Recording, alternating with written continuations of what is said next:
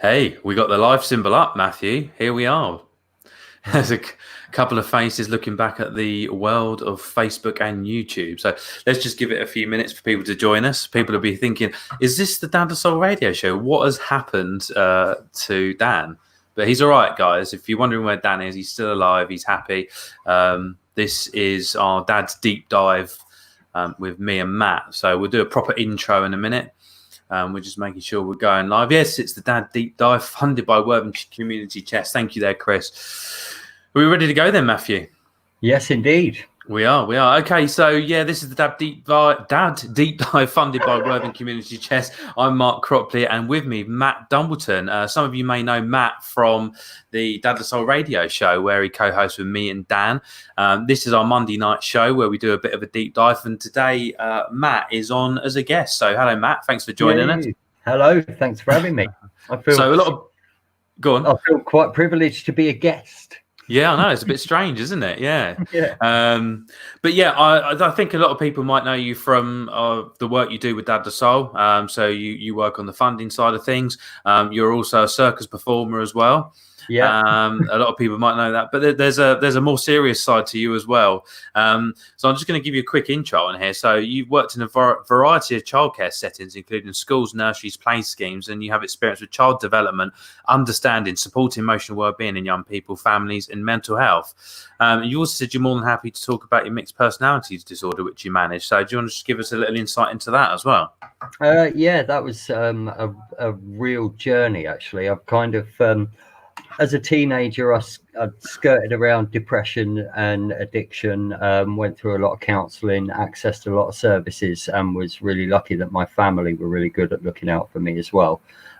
So kind of got to the end of that phase, went off, rediscovered myself, came back and still struggled. And I think my eldest son, was about 3 when I got my diagnosis.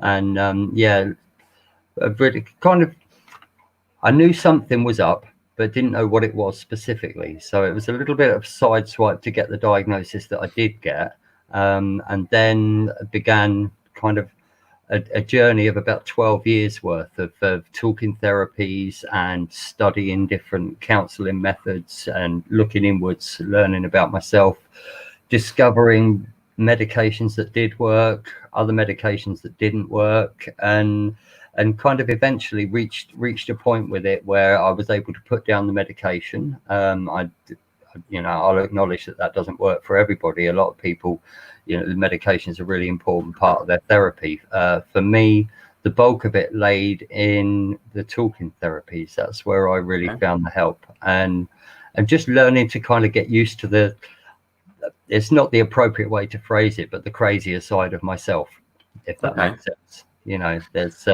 There's moments where I've started to recognize patterns in my thinking, and so there's a lot of actually things where medication's good to sort of help you on that journey, but eventually you've got to find your way away from that in order to stabilize yourself, because it's not a good long-term solution. I can't speak for everybody. I really can't. I've previously worked in post-psychiatric care as well. So I've met people that medication really works for them. It was a personal thing for me. I was having a lot of problems with side effects from medication.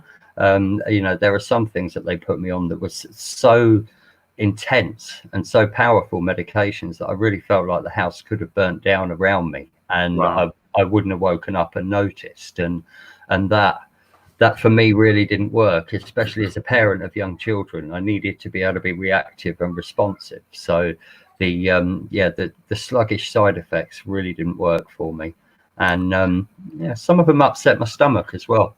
Yeah, I think a lot of people find it. I mean, just from my point of view, mental health is something I've been lucky enough not to suffer with. And, actually my work with Dad to Soul has opened my eyes to the different levels of suffering that people can have. And, I think from my point of view, when I say I haven't had mental health issues, we all have low days and we all have stressful days. And for me, one way to cope with that is to go out there into the hills or down to the beach and just get out there in the great outdoors, get away from technology, and that really helps.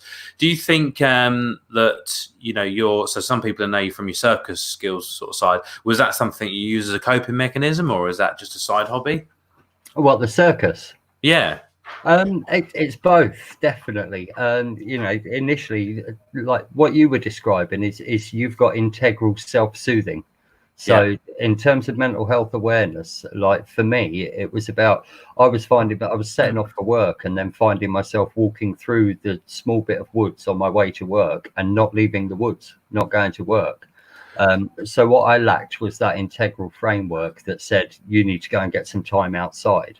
And that led me to finding it at the wrong moment. So that by learning that pattern and starting to recognize that circus then really started to really play a part, because that became one of my self-soothing activities that I would do as a diversion if I felt like I was going down a dark route, or if I felt I was getting too hyped up. It's almost a physical meditation, so I can bring it back and do some breath work. So circus has definitely been a lifesaver in terms of my mental health.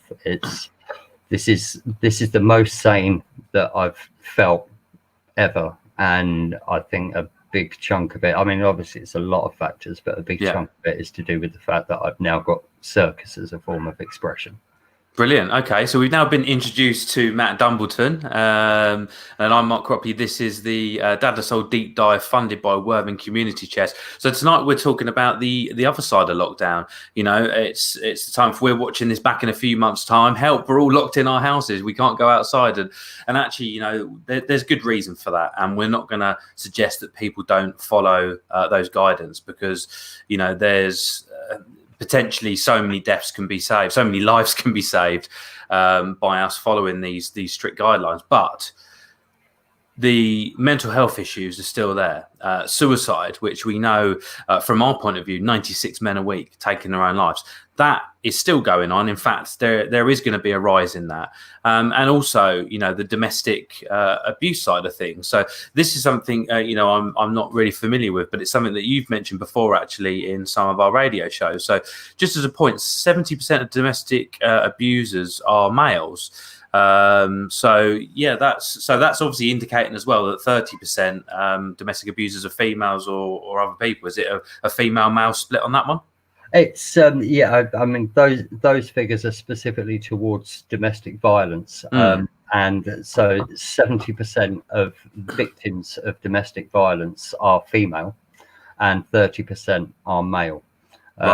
So, you know, those figures in themselves are quite stark. I think we definitely have to acknowledge that the majority of perpetrators are males.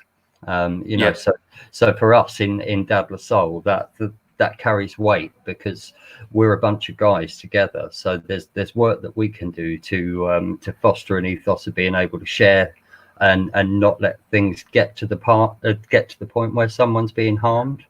I also think it's really important to acknowledge, because there can be a danger of a preconceived idea that domestic abuse means a guy bullying his female partner. And I think it's really important that we, you know, I'm not saying turn the tables, because the numbers speak for themselves, but we must acknowledge that there are men that are victims of domestic abuse as well.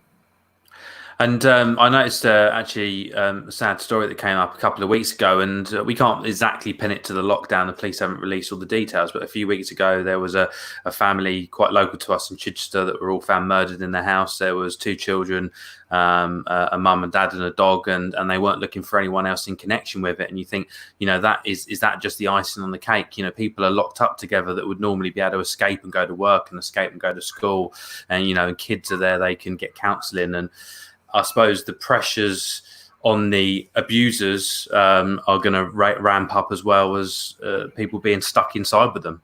Yeah, for sure. And you know, it's also noteworthy that people who've never inflicted abuse or harm on a partner or a family member before, actually this is unprecedented strain and emotional strain for us. We haven't lived this before. in our country. And so this is going to push people in some cases right to the edge. You know, we're going to get irritable, we're going to get a little bit snappy, there's going to be things that we overlook in our day-to-day life. So I think now in this time, not only does it increase the pressure for households where this is already a problem, I think what we might see is new instances arising directly as a result of the pressures of this crisis. And what should really people do if they're at home and they're feeling, you know, the pressure building up inside? I mean, we got some numbers flashing up on screen here. You know, really, you should go out and you know, try and get the help before you get to breaking point. I just got an evening chaps there from Chris Buzz. Nice to see you. Just while we're on that, before you go over to talk about, you know, getting people help. Anyone that's out there, just give us a comment, you know, join in with the show if you're sort of feeling the pressures on you at the moment. So we're talking about, you know, the darker side of lockdown and being stuck in home, how it's affecting people's mental health, and also, you know, a potential raise in domestic abuse and suicide. So a bit of a darker side of the show today, but we, you know, it's something we really need to talk about. So yeah, how can people start to seek that help and see it within themselves? Yeah, I mean, that's the really tricky thing is you know, sometimes we can have this kind of feeling that maybe there's something happening that doesn't quite sit right with us. We can have that happening as a perpetrator, or we could have that happening as a victim of something. So I think the first thing to do is actually be really compassionate with yourself and grant yourself permission to just check, is this okay? If it doesn't feel okay, then perhaps it might not be. So particularly one of the numbers that's scrolling along the tickers there is for people who may feel that they might be inflicting harm on a partner or a family member. So it's really important that you people know that it's safe for you to come forwards. You know, people, there isn't a lynch mob there waiting for you. Everybody wants to support you. You know, obviously everybody's under stress, and these kind of behaviors are aggravated by this distress. So if you can come forwards and reach out to us as a group, and we will help signpost you forwards to other organizations that can help you professionally, specifically in that field. But I think just speak up and have a conversation. It's just a phone call with somebody, and it isn't going to bring the walls crashing in. What it's going to do is actually, it'll lift a weight because you've shared something that you've been carrying heavily in your heart. It'll lift a weight, and it'll start to show you ways to work through and to put right what doesn't feel like it sits with you, and find ways to move forwards and reduce harm for everybody. That's something we don't really think about too much, is it? You know, we should focus on the victims and getting them help. But actually, if we don't try and help the perpetrators, you know, get out of their hole, you know, we know from schools that the bully is normally bullied, right? You know, they have issues that need to be dealt with themselves. And it's not excusing what they do, but actually, if we don't try and help them, then this cycle is going to continue. And potentially the kids see this and the kids take this, and then they start becoming the abuser as well. And we just have that rolling cycle that doesn't stop. Yeah, I think like the classic celebrity example that I spring to is, you know, and from a legal standpoint, I'm not talking anything about innocence or guilt for anybody in any legal case, but the easy one to spring to is when people raise the question of Michael Jackson. And possible abuse there, allegations of abuse, and a lot of people go, hey, but look at his childhood, look at what he lived through, look at what his dad put him through. And yeah, you're absolutely right. So let's look at other potential or alleged abusers, or just people that are struggling and finding it hard, and let's look at them and actually grant them that same bit of slack. They don't have to have sold 10 million albums somewhere to be able to be acknowledged for their trauma of their own childhood or their own past. And you know, I think that's really important, that we allow people to just acknowledge that it's not okay what's happening, but it comes from somewhere, and there's a process, and we can support people going through that process to lead it to a different end. Yeah. Yeah, I think it's very important to sort of look at both sides of the thing. It's all very well to get angry about, and it certainly winds me up. I couldn't imagine someone else, abusing someone else. But at the end of the day, if we don't be adult about this and try and offer support to the abuser as well as, the person that's been abused, then the cycle's not going to continue. That person may go to jail for a little while. They may get kicked out of the house, but they're going to go and do it to someone else. And then that's another life or family ruined, isn't it? So another interesting thing that has come up to this actually is that one of the most common types of abuse is actually emotional and mental abuse. Actually, I noticed as well, sorry, just while Chris has popped up there, I didn't see it for a minute. So Chris is struggling and stressed with work and money, no real help for me, the government. He's looked into it greatly. This is another thing, actually, people that are not getting the support. So there's a lot of small businesses here that aren't able to claim the 80%. So they're stuck there in the middle. They've still got to pay the rental on their house, their vans, any equipment. They're just not getting the support there. And I think, that's I'm lucky enough. I've managed to reinvigorate some work, doing mechanical work.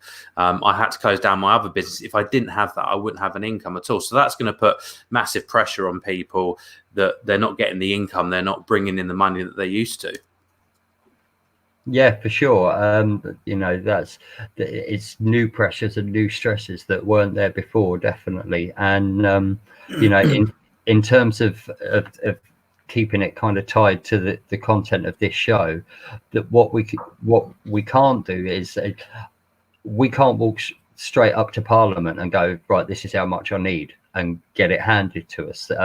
So that's the cause of this stress and anxiety, and at the moment that's in the government's hands. But what we can do is look at what we've got in our daily practices and look at how we're handling our triggers and our reactions to that stress. And that's the thing that's really important. Like Chris, I totally feel you, mate. I work in the events industry, so we've lost so much work. We teach classes and workshops face to face. We've had to shift that model online now. So there's a whole load of unknowns and uncertainty, and in the meantime there's kind of numbers mounting up in the background, and okay, there's some measures in place by the government to pause action against us, but ultimately those numbers are still going to be there when all of this is lifted. So what I remind myself on a day-to-day basis is, okay, I can't fix that problem right now, but what can I do that's going to help me feel okay for now? How do we get through 1 minute at a time? And sometimes, like you've said, you referred to, you get your exercise walk, or you get some time outside where you can sit in the garden. It's really important that we recognize through the day where it's building up. For me, I feel my temperature go up, and I notice that I'm clenching my teeth. And it doesn't matter what I'm doing. I can be preparing lunch or whatever, but I feel that tension's come in and that stress has come in. It's a time to step outside, step away. That's not always possible. Sometimes it's about staying there and just actually coming back to the breathing, and just focus on that for a moment. And ultimately, it's a bit of a hippie concept and it's a wacky concept, but ultimately, whatever is going on around you, if you close your eyes and breathe, that's as close to a constant as you're going to get in your life, and that is always there for you. Yeah, I think that's a really important point. Actually, is there's so many things outside of our control, and they do cause us stresses, and it's not good to park them or push them down. But actually, let's try and deal with the things we can deal with. At the moment, if there isn't the financial support, let's try and work our way through it in the best way we can. And sometimes there aren't any easy answers to this. It's a physiological response, isn't it? I just look at it from my personal point of view, and this might not be the same for everyone. If I've got food and roof over my head, that's my basic needs covered. That, I guess, is the problem for many people. They don't know if they're going to have a roof over their head. They don't know where the next meal is coming from. And then, how do we deal with that? That's when people start self-medicating, isn't it? And turn into drugs and drink. Yeah, for sure. I mean, what happens is we go into our survival mode, which we've have spent millions of years evolving. It's in the amygdala, and it lives just behind our ear, roughly the size and shape of an almond, and that is in charge of crisis management. Now, as well evolved as it is, and as long as it's been around, it still kind of has two basic settings. One setting is danger, and the other setting is no danger. And at the moment, what's happening is life, and these uncertainties and these pressures are really kicking that part of our brain into action. And we're in a different mindset. We're in our emergency response mindset. So there's stuff that we can do to bring ourselves back from that, and just recenter. I've kind of lost the thread of exactly where I was headed with this. No, that's fine. I mean, how do you feel that actually, we're saying we're coping with stuff? This is something that no one's ever experienced before. We're sort of being locked in. We're not sure. We're worried about what's going on. How do it's creating your own coping mechanisms. Now, I certainly feel for myself, the first few weeks to this were quite stressful. After that, I've started to get into a rhythm myself. I don't know if you've sort of found yourself a rhythm in your daily life, in this new daily life. It's definitely got a different flavour to it. There's I've shrunk my tasks list, so I start every day. My to-do list is still just as long, but I've lowered my expectations of myself, because I've got to be realistic. I've got to cut myself a break. Am I supposed to be homeschooling 6 hours a day? Am I supposed to be working from home 8 hours a day? Am I supposed to be fathering my toddler 8 hours a day? I'm starting to run out of hours. So I've scaled things back, and so the routine's a lot more relaxed now, and I'm putting spaces in to do things like go and have a shower or go and have a bath. It might not be that I'm dirty, but it's just that unplug for a few minutes and plug back in. And do you specifically make time for like mindfulness and meditation, or is that like, actually you talk about just going having a shower? That's kind of part of mindfulness, is if you can just go in there and enjoy the shower. Yeah, absolutely. Yeah, it's I think on some of the learning that I did, they call it a self-soothing activity. So it can be whatever works for you, and baths are good for me. Going back to your question, do we structure in times for mindfulness or meditation? Yeah. Absolutely, if you can. And also, no matter how good a structure you've got, so maybe you get up and kids are all nice and quiet and they wake up really slowly, so you've got an hour to meditate in the morning. Bliss, lovely. Does that mean that you're then not going to get stressed before lunchtime? No, it doesn't. Sure. So if it comes up, allow yourself that time in the moment. And we used to do it in the office. We used to call it traffic control. And every hour, a timer would go off, and we would, no matter what task you were in the middle of or what conversation you were in the middle of, you'd stop for 1 minute. All of us would stop and just be and breathe, and then come back to our task. We found it really ramped up productivity. It lifted the mood in the office. And I'm reading Tyler's comment there, actually. That's he's got a very, very, very big point there. And there's something else as well. I think if I go back to earlier community profiles, certainly for Worthing, 60% of people don't have a garden. Wow, yeah. So in terms of moving around and physicality, yes, it's really missing.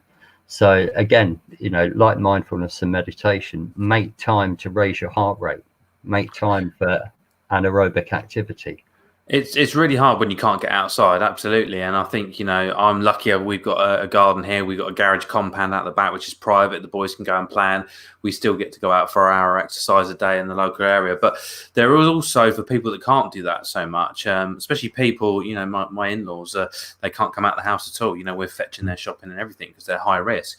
But there are certain things I noticed that came up the other day, and it's something that the Scouts are running for all Scouts and all volunteers. And actually, they said get your mums, dads involved. They're doing a thing where you, as a group of humans, we're going to walk to the moon. So that's 250,000 miles. It's a hike to the moon, and all they're asking everyone to do is do a mile around their house. So there's little things like that popping up that actually, if you can get onto these things, it gives you all a little bit of focus. Yeah, definitely. And stuff like that is, it's wonderful to be able to go out and walk up a massive mountain and get that view from the top. But actually, let's be realistic. We can't do that right now. But what we can do is walk on the spot for an hour, and we could do that carrying 2 tins of beans if we want to just slightly increase the workload, and treat yourself to Google Images or some kind. Go on YouTube and find a video of the hill that you want to climb and watch it. It's a bum deal. It's not the real thing, but it's very much a case of really making the best out of what we can at the moment. And I think that's one of the ways that we can do that. Izzy's been busy. Yeah, I was going to say, yeah. I mean, that's great, and that all helps towards sort of sustaining our mental health, and obviously trying to, I guess, one of the main topics we're talking about tonight is the increase in potential domestic abuse in the home, and increase in suicides for people being locked in. And it's a bit like being in a pressure cooker, isn't it? When someone gets to that point, their release might be, I'm going to either verbally or physically abuse my partner, my kid, or anything like that. And actually, I guess once they've done that, they realize it. That's why typically you kind of see that thing where it's, oh, I'm really sorry, I didn't mean to do it, because it just built up and burst. So it's finding other ways to release that pressure, isn't it? Yeah, vent the pressure off before it gets explosive, and that might be as simple as sitting at the dinner table and saying, I'm really sorry, but can you chew a bit quieter because that's grating on me. We've got to be able to own these things when they're just a conversation, and it's not easy. It isn't necessarily easy for everybody, and I do appreciate that. So I think you're right. Look for what vents that you can find that are safe. And don't do anybody or you any harm. So I've remembered what we were talking about before. It was substance and alcohol use and self-medicating. Yes. Again, that's something that it becomes a downward spiral. A lot of substances, alcohol included, are depressants. So for however much you get a lift at the time, you're going to get a low the other side of that, and that's where we fall into the danger of addiction, because we dodge the low. It's stealing happiness from tomorrow is a phrase I've heard before. So we're creatures of habit. That's the thing, and I think we need to make new habits. We've lost our old habits. Some people might get up every morning and they make their breakfast, they make their packed lunch, they go off to work, they grab their coffee on the way, and all of a sudden that's all been taken away from them. I certainly feel for me that I'd lost some of my potential habits that I'd put in that make my days go well. And actually, I actually mark on my calendar, and we spoke about this on the radio show before, about my alcohol intake, and it's normally a cross for none, a circle if I've drunk under the drink drive limit, or a bad face if I've drunk over the drink drive limit. And I really got a grip of my alcohol intake, and you can see my calendar in January, February is all really good, and previous up to Christmas I was doing really well, and then coming up to this lockdown there's a lot more circles and a lot more bad faces. But actually I've come out of that now. I've gone in to develop new habits, so actually I'm getting more X's on the calendar again, and I've seen a few people sort of say that they've sort of just hunkered down at home, and now they're going, okay, this has happened for a few weeks now, I need to get out there and do it. Yeah, you find your rhythm. I think, like, initially for me, there was a couple of weeks where it was just like everything. There's so much uncertainty, and everything was changing so quickly. And what we found now is we're almost into our stride. I feel, in the sense that it doesn't mean it's easy, but it means that we've got a clear idea of what it's like to be locked down a week. And all day. And for some people that is potentially more harmful than the perceived prospect of going out and picking up an infection. Absolutely, yeah, indeed. We've covered quite a lot about sort of easing the pressure, and hopefully what you're listening to. The guys out there, get involved. Give us some comments. We're happy to sort of talk around the problems that people have had out there. We want to hear how life is out there for you, but we're kind of talking about the darker side of lockdown, how domestic abuse and suicides is causing great pressure on people being locked down. So I'd actually picked this up earlier, but we went down another thread. But the most common form of domestic abuse is actually emotional and mental abuse. So actually, we kind of vision this person hitting out at someone else, but I guess there's a lot of things where it's just nitpicking at someone, little bits each day, and just taking a bit out of them. Yeah, and what that can do certainly to the victim is put them in the state where.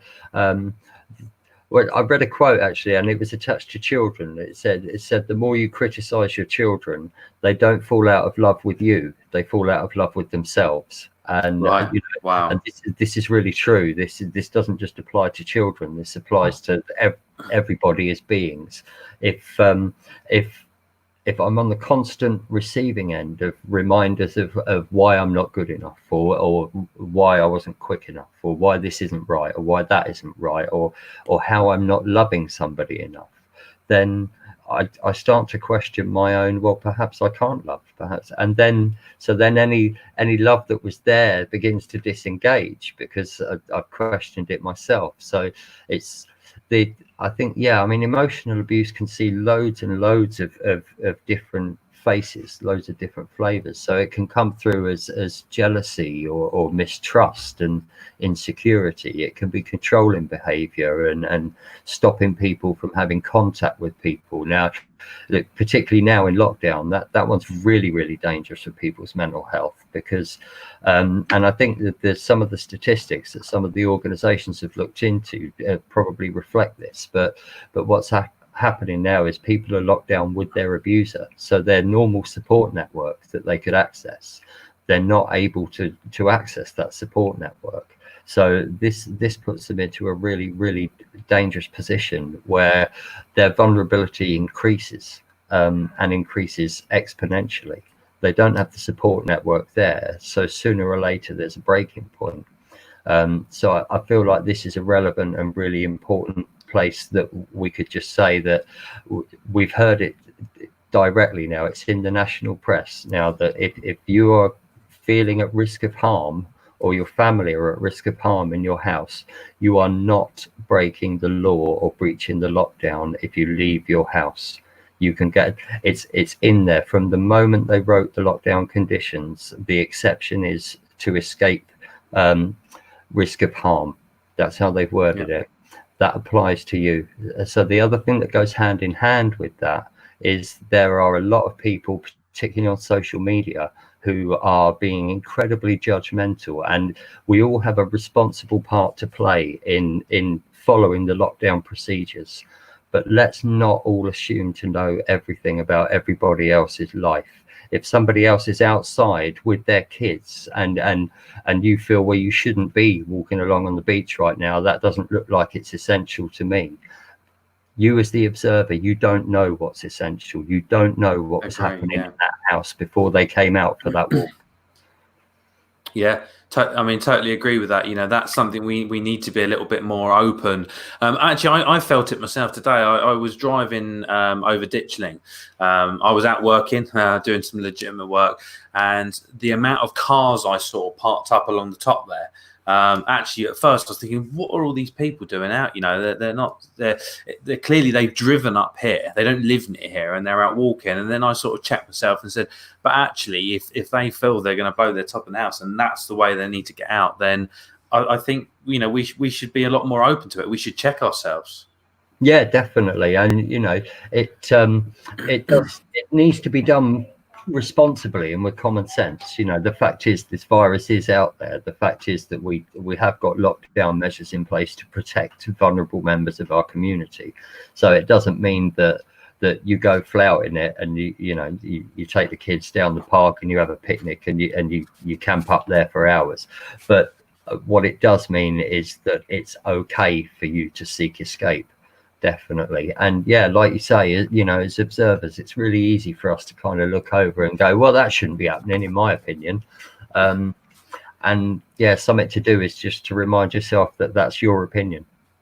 Absolutely, yeah. And sometimes best to keep that to yourself. I see Janice has come in. Hello, Janice. And she's popped up a thing. I think there was a message before that. I didn't quite see what it said. And then it said, sorry, I meant. So there are lots of free courses, which we'll look at the second link. They're freebie courses and very good universities in the rail. So, yeah, I mean, it's always good to sort of get on those. So, yeah, futurelearn.com courses managing mental health. So that's really helpful. Thank you, Janice. And if you need to find that link, it will be in the comments section on Facebook, so you can probably copy and paste that in there. Actually, you were talking before about, you know, some of the stats that were coming up. So I've got here on The Guardian on the 15th of April, 16 domestic abuse killings in 3 weeks under lockdown. And the BBC reported on the 6th of April, the National Domestic Abuse Helpline has seen a 25% rise in calls and requests for help. And also there's been a drop in people going to hospital under these conditions as well for stuff like that. Yeah, for sure. And the police have reported a fall in the number of domestic abuse reports that they've had from people.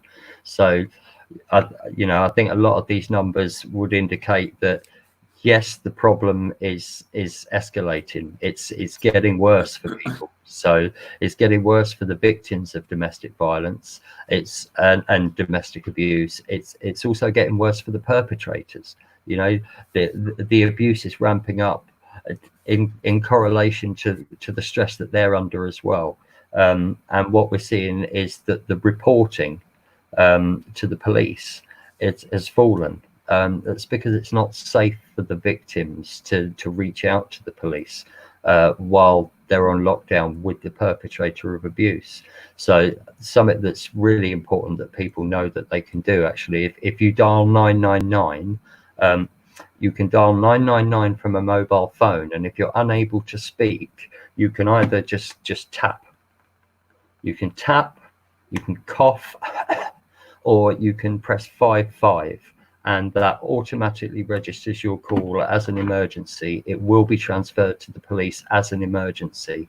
They might not necessarily be able to track your location from your phone straight away, but if you can keep that call live in the background, and then they know what's happening, and they're best placed to figure how to respond for you. What about if we've, we're aware of a neighbour? Obviously we might have a close neighbour where things, you notice there's a lot more shouting going on. At what point do we think, it's okay to step in? Because most people are going to go, okay, well, they're having an argument. Now I can hear pots and pans going. And you might be worried about phoning the police because you don't want that family to be split up. You don't want the children to be taken away. So I guess that's for a neighbour. It's knowing when to make that call. Yeah, this is something that I was going to say lucky, but it's not really lucky. I just think I have experience of these kind of feelings through my working with children and dealing with some of the more difficult family work that I've done. So number one, I would say don't step in. So in terms of if you can hear something happening, don't go around there and knock on the door and go, well, mate, I can hear you having a go at everyone. That is more than likely going to cause more harm, because the minute you're gone, the victim's going to be on the receiving end of whatever anger was fired at you. Right. So in that instance, in terms of stepping in, I think if you need to physically intervene to save somebody from immediate harm, then morally that would perhaps justify it. But I think the best thing that you can do is, if you're asking yourself the question, should I speak to somebody about this? Then yes, phone it through and speak to somebody. There are, again, the numbers on the ticker at the bottom there. These numbers aren't just for victims or perpetrators. These are numbers that people who are concerned as neighbours or friends or family members of potential victims, you can phone up and make the report. If you're worried that you're going to break up a family, so there's some realism that needs to be attached to that. First of all, breaking up a family is catastrophic. So there's no authority in our country that wants to break up a family, unless it's absolutely necessary to protect people from harm. So in terms of breaking up a family unnecessarily, you making a call isn't going to make that happen. The other thing to acknowledge is that you're more than likely not a professional in this field. So your judgment, in the politest way possible, means nothing. It's not for you to decide whether it's right to call it in, whether it justifies it, whether you think it's a one-off, or whether you think it's severe enough. If you're asking yourself the question, should I call this in? Then the answer is yes. And places, if you have an immediate concern for somebody's safety, if they're screaming for help, ring 999. Yeah, I think that's something I remember you saying when I first joined up with Dad the Soul, and I'd done some safeguarding training through the Scouts. But one thing that I was concerned about was if I see something that I think might be out of the ordinary, at what point do I report that? And I remember you saying to me, actually, it's like, if you just report one thing, the police aren't going to come and take that child away, and you're going to go, "Oh God, I hope I was right," wrong. They're going to go, "Okay, that's one thing. It's there. It's a mark. We'll see if anything else happens." But then, if I do it, the teacher does it, the doctor does it. That's when they collate that information. So, yeah, your one report is not going to tear a family apart. It has to be based on evidence from lots of sources. Yeah, absolutely. And the modern day approach to safeguarding relies on the MASH setup, which stands for Multi-Agency Support Hub. So what that acknowledges is that there, like you say, there's going to be schools, there's going to be clubs, doctors, there will be other people that are in a position to make safeguarding reports and concerns. So if you make one call about somebody because you overheard what actually turned out to be a one-off family argument, people aren't going to barrel in and kick the doors down and separate that family because of that. It's there are properly trained professionals with the right resources to join the dots up behind the scenes, and they're the ones who, again, they're overstretched right now. Does that mean that you should sit at home and go, "Oh, I won't trouble them with it"? Just imagine that you're that victim, or imagine you're one of the children in that house. Yes, you should make that call. Yeah, absolutely. I think that certainly, when you told me that about safeguarding and the stuff we did at Dad the Soul, it certainly made me feel better about. Luckily, I haven't had to report anything yet. I've had a few instances where I've sort of been tentatively around the edges of things and just wondered whether the behaviour of a child was of any concern. And actually, in the scouting, I brought that up with my next in line, and they've said, actually, that child has this issues, because it's not, you don't get a thing with a child saying he's got this and this, but somebody higher up the chain might know those things, so they can go, "Yeah, we know about that. This has been reported from the parents and the school. We're in control of that." And actually, that makes you feel better that that you made the right call in reporting it, and actually you're not tearing a family apart. Yeah, definitely. And I can speak from personal experience that I have previously, on more than one occasion, I've had to contact safeguarding agencies regarding personal friends. I've seen or witnessed or heard something that has raised a concern, and I've had to make that call. It doesn't mean I have to tell them that I've done that. It doesn't mean that anything has to change within our friendship. Depending on the basis of needing to make the call, then inevitably the friendship will change because you've witnessed something that didn't sit with you. But at the end of the day, safeguarding is everybody's responsibility. It's not up to me to assume that my judgment is correct. It's up to me to say, I know this, and I think it's important that somebody else knows this, because there could be a problem here. Yep. Okay. Yeah, you're listening to the Dad the Soul Deep Dive, sponsored by Worthing Community Chest, and this is mental health in lockdown, and we're talking about sort of other sides of being locked in, what strains it puts on people's mental health, and also, you know, what it can flare up, you know, when that pressure cooker goes off, and how that can affect people and domestic abuse and stuff like that. Because, you know, it's really important that we look after ourselves, our families, and we look after ourselves ultimately. If we can't look after ourselves and understand when those things are starting to flare up, we can't possibly look after our friends and family. There's another sort of side to this as well, actually, with people in lockdown and parents trying to work and trying to entertain the kids, and it's just not possible. You know, you've got to say to the kid, okay, you need to go and spend a couple of hours on the computer now. Now we've seen stats that say, you know, 4 out of 5 abusers are parents, which is a shocking statistic. And those kids are now in lockdown with those parents, which is a pretty scary thought. But also there's that other, you know, 1 out of 5 that are being abused externally. So our kids are now online, we're working, we're under pressure. You know, we need to make sure that those kids are safe and not being abused by people they don't know and people that do know as well, because we know a lot of it happens online. Yeah, definitely. I mean, it's, you know, it's come directly from a really high level law enforcement and police representatives to say that not only are children spending a great deal more time online during lockdown, so are paedophiles. So, you know, there's some attention to online safety there. Again, that's, you know, this is something that a lot of organizations offer help in online safety. You can check in on the Dad La Soul page, because we have an online safety protocol on there, a policy that you can have a read through. It just means things like being aware of what your kids are accessing. If they're having conversations with people, just have an awareness of what that. It doesn't mean you necessarily have to, you know, you don't have to go all Gestapo and right, give me your devices, I'm reading everything. But, you know, I know certainly that the Emma's school iPad, anything that she does on there, that's actually linked to my Google account. So Right. there's nothing, she can't download any apps without me knowing. Her browsing history is accessible by me.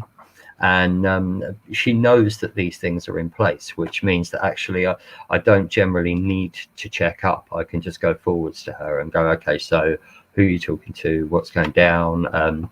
She sent me a message. She was at her mum's. She sent me a message saying, ironically, from her own phone, asking me what her phone number was. And I just came back and was like, hey, come on, like I've got no problem with sending you your number, but I need to just ask you, it's past your bedtime, it's late. Who are you sending your number to at this time of night? And Cool. it turned out it's one of her best mates from school, which was fine. Yeah. But I didn't give her number until daylight hours and until I'd had the conversation of exactly who is it that's asking. It's really hard to know, you know, how far you go with that kind of control. You know, you don't want to make them feel that they can't be, you know, becoming an adult and you're just saying no to everything, but also for them to understand that, you know, it is a safety issue. I know with my. Yeah, another thing as well, I feel that my children are quite, you know, we would use the word streetwise, but they're quite internet wise. You know, my eldest a few times has said, "Oh, some guy was trying to talk to me on the internet, so I just blocked him." You know, but I guess it's the people that are going to become the victims of people with low self-esteem. You know, someone comes along and they care for them and they want to latch onto anything, and actually their moral judgment goes out the window. Yeah, I mean, what we see particularly with social media and teenage females is sexual exploitation. They're predated upon by people on social media who might be posing as completely different people, or may actually even be coming forwards pretty much as themselves. But what they do is they target the ones, you know, they can tell by the theme of their posts if they're young people that are feeling unhappy with their own selves. And actually, let's be honest, how many teenagers are genuinely 100% secure?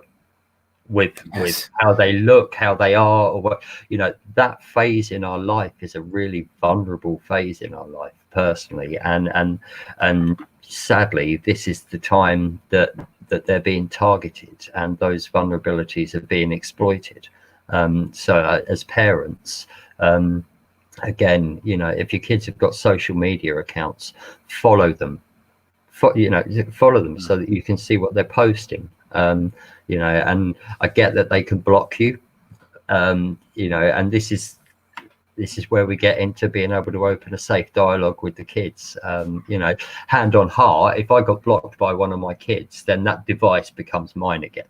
But actually, I also, like you said, I have to acknowledge that in that moment, would I have been going too far? And yes, if I completely take the device away, then I'm then enforcing my will. I'm then becoming the controller. So it's very much about looking at balance. I think you spoke about this before on the radio show and about drugs and stuff like that, and having that open dialogue about it. And we had a good conversation about drink and drugs, and how we handle that if we know it's going on. And I think by putting a wall up and just saying no, from going from a Grange Hill sort of title, just saying no, it's a great thing to get across, but actually the reality of it is we need to be having open conversations about this. We need to be having open conversations about internet safety. And if someone feels they're getting abused, especially someone close to us by someone that we don't know, they need to be able to feel that they've got that dialogue to come to us and say, I'm really worried. We've seen abusers say, if you tell your mum or dad, then I'm going to do this and do that. And actually if they're so scared to come to you, you imagine being in that position. They need to feel so comfortable with their parents that they can come and sit and tell you, and you're not going to have a go at them about it. Yeah, definitely. And also it's worth noting that a lot of young people that are being exploited don't recognize it as exploitation. So they're not necessarily, even if it does feel safe to, they're not necessarily going to come forward to a parent and go, hey, look, someone's trying to exploit me. The whole reason why it works for these people to pick these victims is the victims actually feed off of the attention. Right. So we need to be in a place where actually it's safe for us to ask about social media and ask, who would you say is your biggest follower? Who would you say is your biggest fan on your social media account? That's a really good place to start. Yeah. Absolutely, yeah. One sort of side, we were talking about children, and actually it's we got we're the last sort of 10 minutes of show. Please, if anyone wants to join in, throw some questions our way. We're no means experts here, but we're a couple of dads talking about our experiences of stuff. Is actually a good point that could happen at the moment is neglect, and not knowing that you are neglecting your child, and where is that balance? Because I think there's a lot of dads out there that we've spoken to that think they're neglecting their children because they're having to work in the house while the child's doing stuff. How do we recognize where that fact is actually, no, you're doing a good job, it's fine, you're doing your best under these conditions, to actual blatant neglect? Yeah, I mean, there's little things, like, for instance, it's not unusual for a weekend to go by and for one of the kids to have managed to last all the way from morning till bedtime in their pajamas. But if we're finding that that's happening repeatedly, then what we can guess in between is that there aren't bath times in between because the clothes aren't being changed. Well, baths are essential for us to stay healthy. We've also talked about how it's a self-soothing thing for us emotionally. So these are simple things. Also nutritionally as well, it's really important, especially we know we're struggling financially. There are a lot of families that are already needing to access food banks and things like that, and I think what I want to say to those families is if you're struggling and it's hard to get by, that doesn't mean that you're neglecting your children. If you're not trying hard to provide for your kids, then that's where it hints at neglect. Now, it's really easy for us to overlook things. So when we think of neglect, we think of the core physical needs. We think, you need somewhere to live, you need food and clothes on your back. It can be things like not getting good sleep as a form of neglect. It's also, we could have emotional neglect. So yeah, I might be in the room with you all day and you might feel like I'm physically around all day, but if it's just me and Facebook and I'm not actually engaging with you, then there's an emotional neglect there as well. I think the thing to do as parents is even if you're working, from home, or if you're able to go out for work. I mean, yourself, you're going out for work at the moment. When you get home, do you check in? Yeah, I mean, I don't think I always do, and I try and check myself with that. It's sometimes hard actually. You walk in the door and you've got loads of stuff, and the kids come up and go, "Look what I made," and you're like, "Yeah, brilliant," but hang on a minute, I always try to. I might not always be great at it, but I think it's always important to check in. Sometimes I think the hardship is for me. If I've had a really busy day and my head's spinning, I just need to go and send that email and get that out of my head so I can be back in the room again. Because I feel if I stop, I might suddenly forget, and that could be important. So it's really hard to find out where that break is. Certainly tonight, I got home about 6 o'clock. Started to make dinner, tried to sort of do some stuff with the kids, but by the time we were sort of there, it was time to start setting up for this. It's important to try and check in, but sometimes it's really hard. Oh yeah, for sure. And I have instances. Emma writes some really, because she's into art and she illustrates a lot of stuff. She writes some really, really interesting stories, and develops these whole kind of character descriptions. And she wants to share that with me, and I really want her to share that with me. But they're lengthy, they're deep character descriptions, and sometimes I'm kind of like moving from one room to another with a handful of this and a handful of that, and I have to check myself, and I either have to go, okay, I need to give her 3 minutes now because I do actually want to know this stuff that she's designed, or I have to be honest and say, I'm in the middle of doing 4 things, I do want to know this, so I'm going to quickly put these down and finish this, and then I'll come back to you. Yeah, I think it's just letting them know that you are going to get to that at some point. But so we've got a few minutes left. We've got a quick question to punch up here from the lovely Janice. So how would you encourage those too ashamed to reach out but need help? I mean, that's quite a difficult one. If you're feeling ashamed about your situation and you need help, sometimes that's the hardest step to take. Yeah, definitely. And it is a really tricky one, because I suppose under non-lockdown circumstances, there might be other people that would be able to encourage that person like more closely and more directly. So something that we can do now. Social media has really kind of gone up through the roof. This is the digital way is our way of connecting with people at the moment. So we can share stuff on social media, share links to organizations, drop these people a message, and actually quite often if they're feeling ashamed, then that's quite often attached to a feeling of low self-worth. So let's reach out to these people and don't let it be the first thing to say, I've got in touch with you because I really think you should get in touch with this organization. Let's get out there, make contact, and help them to realize their worth. And that's that's a big step in beginning to empower them to access help. I totally understand why Janice has asked this question. Actually, I know we talked about my mental health, and I wasn't the one that came forward and said I need some help here. It was other people around me that pointed that out. So we've all got a really important part to play in being good companions for one another and looking out for one another.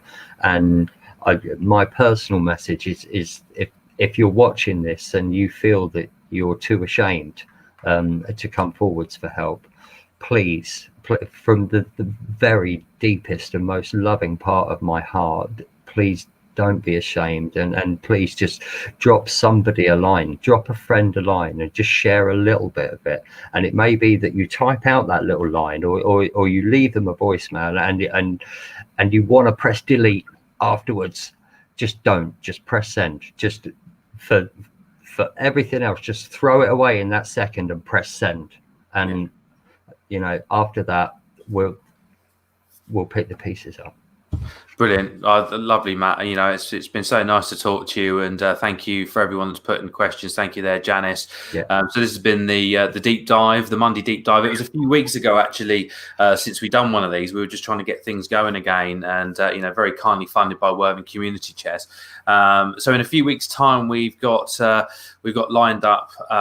We've got another dad coming in to talk about working from home. So I think that's on May the 11th. So we've all been thrown in this new home working situation and trying to deal with that. Next week, I'm going to be in the background producing, and we have got producer Chris in the foreground with a special guest, and they shall be talking about film and TV box sets. So that's going to be quite an interesting one. Not my specialist subject. So I think actually next week is going to be a really good one. It's going to be quite fun and entertaining. So yeah, please keep watching, guys. Look out on the Daddler Soul Facebook page. Look out on the emails if you subscribe to our email list, and do go back and look at the one we did a few weeks ago with Cy Cannon about home education. There were some great tips and advice in there. But thank you for now, Matt. That's been brilliant. And you know, you can find out more from me and Matt if you want to get in touch. Matt@daddlersoul.com and Mark@daddlersoul.com. So thank you very much, Matt.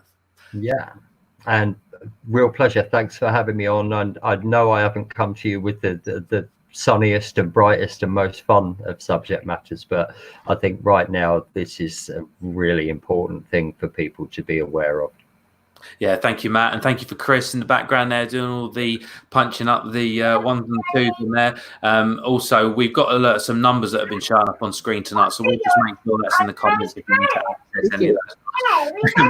we got Oakley coming in the room there to say goodbye as well. Yeah, he's seen me on Mummy's phone. That's it. I'm famous. Daddy's famous. All right, guys. Well, thank you very much. Thanks for tuning in, and we'll see you next week.